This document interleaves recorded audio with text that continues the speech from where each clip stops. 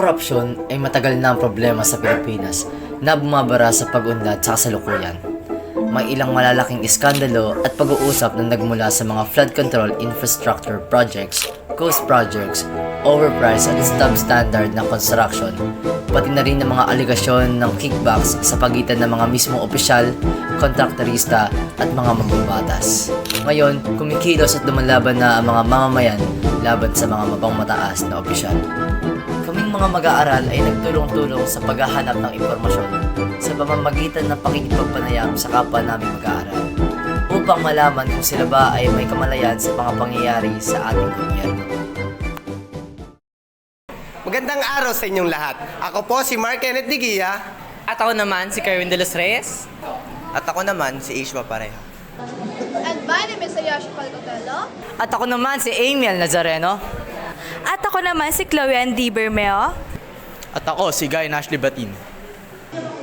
And we are Yus 11 Plato. And this is our documentary, Let's Go! Magandang araw sa inyo lahat. Narito ako upang makapanayam si... Nathaniel Sequeña po. May katanungan lang ako. Paano mo masasabi na ikaw ay isang politically aware?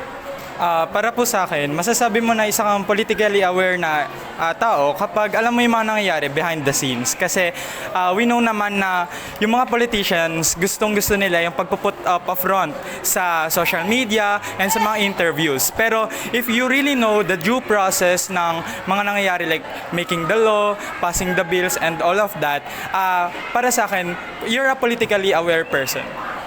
Yun lang. So, yun lang ang kanyang mga kasagutan sa akin tanong. Maraming salamat ulit. Ano ulit pangalan mo? Nathaniel Sequeña po. Maraming salamat, Nathaniel. Kasama ko ngayon si Aaron Gabriel L. Descalzo po. So, ayan. So, good morning, no? May isa lang akong katanungan. No? Paano mo may papakita na isa kang politically aware na senior high student? As a teenager po and future botante, kasi po ngayon, lagana po yung mga political dynasties, yung ganun po. So, before we vote, especially, we should know their backgrounds and so on. And as a teenager po, kailangan po natin gamitin yung boses natin. Kailangan po natin magtayo ng paninindigan po natin na kung ano po yung tama at mali para po makatulong po tayo sa pagpapabuti ng Pilipinas. So, thank you, no? What a wonderful answer. Magandang araw, kasama ko po ngayon si Miss Kim. Miss Kim, may mga tanong po ako sa'yo. May sinusuportahan ka bang mga party list? Wala po. Bakit? Dahil sa nakikita ko at sa aksyon na ginagawa nila, wala akong nakikita na karapat-dapat na umupo sa party list dahil mga wala silang basic knowledge. Maraming salamat po sa iyong sagot. At nandito naman tayo upang makapanayam ang isang kabataan na si... Hazel May Belyesa. May isa lang po akong katanungan. As kabataan, paano ka po buboto ng matalino?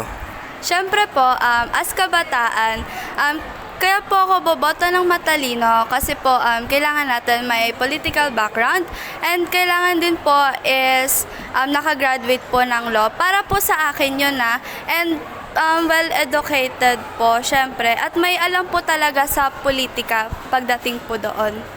Maraming salamat po sa inyo. Narito po ako ngayon upang makapanayam si... Helmer Daniel Epunsing mula po sa ABM 12 Aboitiz. So, mayroon po kaming katanungan, kuya.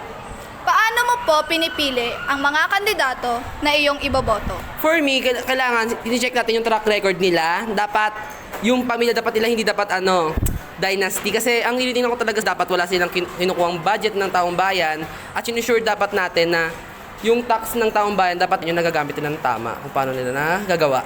Yes. So, yun lamang po. Thank you. Narito ako ngayon kasama si... Lauren Ariola. Meron lang ako isang katanungan. Ano ang maipapayo mo para sa mga kabataan para sa nalalapit na halalan? As a student, ang mapapayo ko sa mga kabataan na bumoboto is vote wisely po. Huwag po sila bumoto na naririnig lang po sa salita.